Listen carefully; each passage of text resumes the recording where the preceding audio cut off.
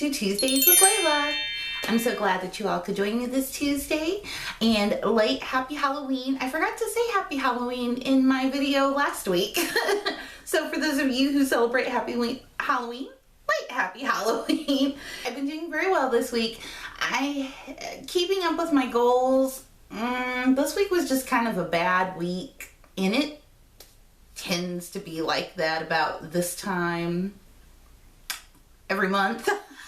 So I didn't get any exercise in or anything, but I also didn't overindulge in anything and was just really busy with kind of like housework and just, you know, trying to get things done. And so just, I stayed busy. So I'm pretty sure that when I go to weigh in, that I will probably be about the same, or hey, you never know. Maybe I'll lose a pound. Maybe I'll gain a pound. I don't know. Maybe it'll move. Anyway, I digress. We all know I'm just such a chatty gal sometimes. But anyway, this Tuesday, I was thinking if any of you have little people that you get to take trick-or-treating. I don't have little people anymore to take trick-or-treating. My little people are all big people. And that, you know, that kind of got me to thinking. It was another member from Team 383, and of course I'll put that link below. And if you're new to my channel, Team 383 is one of my biggest inspirations and kind of the force behind this Tuesdays with Layla series. So all of that information will be below in the description box, so you can find out more about that.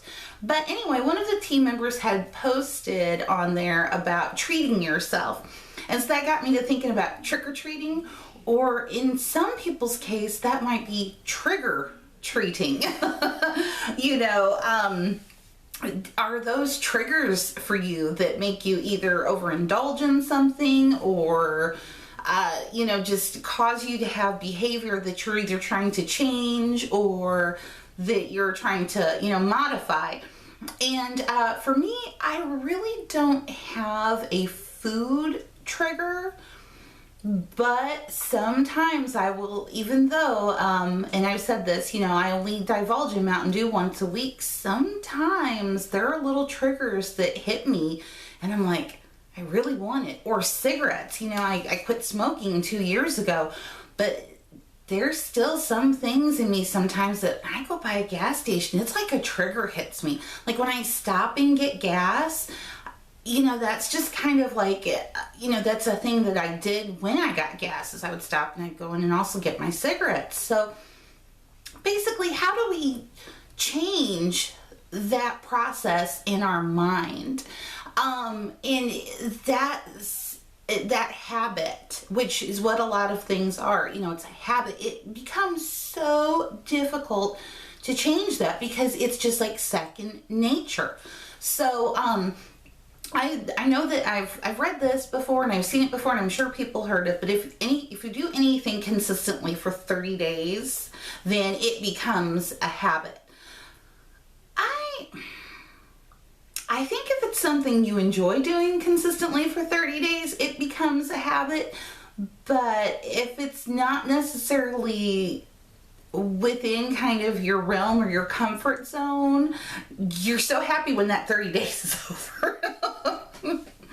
I remember a long time ago, several years ago, they had just came out with the documentary Super Size Me, and I had watched it, so I was so inspired because, you know, especially when you have little kids, I think it's part of, I think almost growing up, is that, you know, like on Fridays or paydays, whatever, it's, you know, McDonald's night, you know, or pizza night or something night, you know, and it's the kids get their Happy Meal and you get your 1,800 calories of guilt, and you know, you move on. So when that documentary came out and I watched it, I decided to do a 30-day challenge on, you know, no fast food.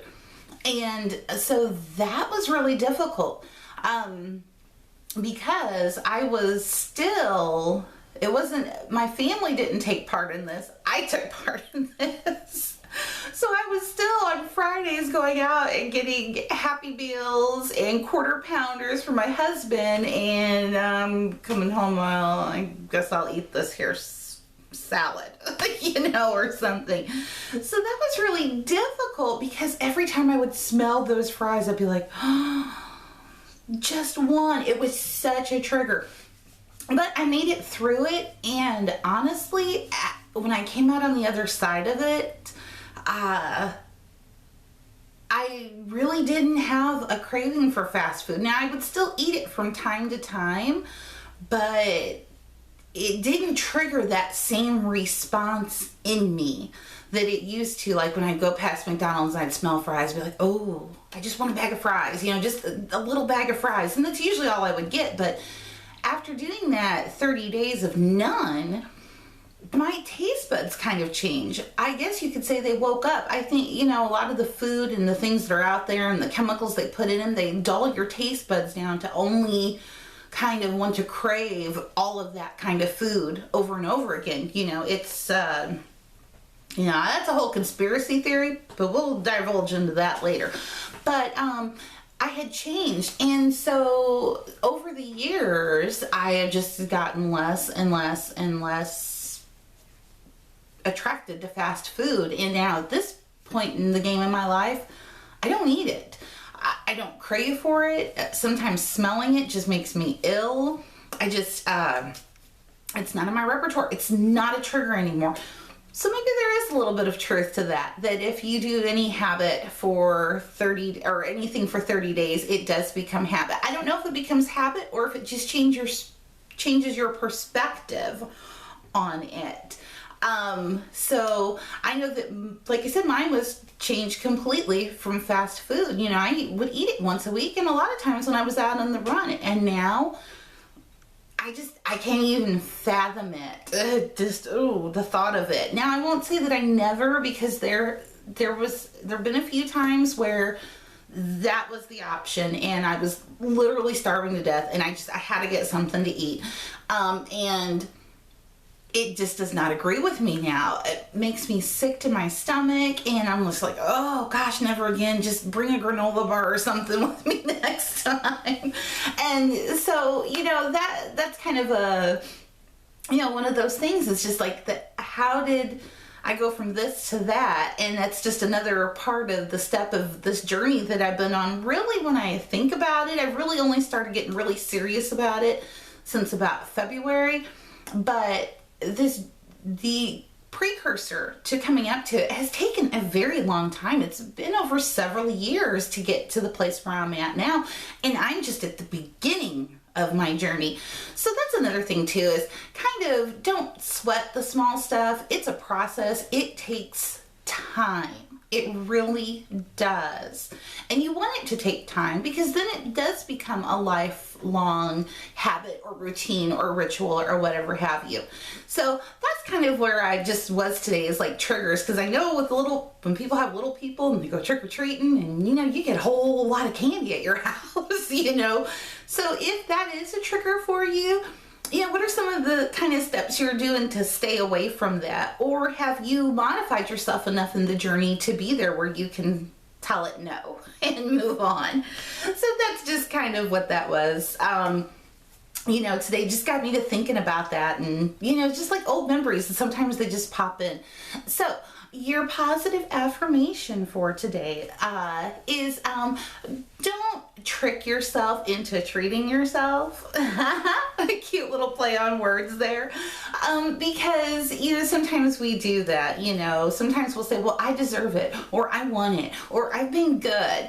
And every now and then it's okay. And it's never a bad thing to divulge every now and then. I think you have to be normal. You just kind of have to. But to continuously find excuses why you can have something or you don't have to do something, don't divulge in that. Don't trick yourself into treating, because now you're not treating yourself. You're kind of crippling yourself. Seems like a treat at the moment, but it's not later. Now, your positive quote. And I thought this is really, really interesting and kind of tied into the whole changing your mindset and everything. And this is from Don Marquis. He's an American poet. And it says, ideals pull the trigger, but instincts load the gun. And I thought that really makes a lot of sense, is that you'll get a thought in your head and you're like, yeah, I can have it. But you know your gut is telling you the opposite, and you're telling your gut to shut up. So you have to learn to tell your gut, or to tell your mind that your gut is right, and have it become almost instinctual rather than a thought process, so to speak. So if that makes any sense to you, I don't know if I'm even making sense to myself right now. We'll see when I go to editing how it all turned out. So anyway, that's all I have for you today, and I hope that everybody has a wonderfully and fantabulous day, and I will see you next week. Ciao.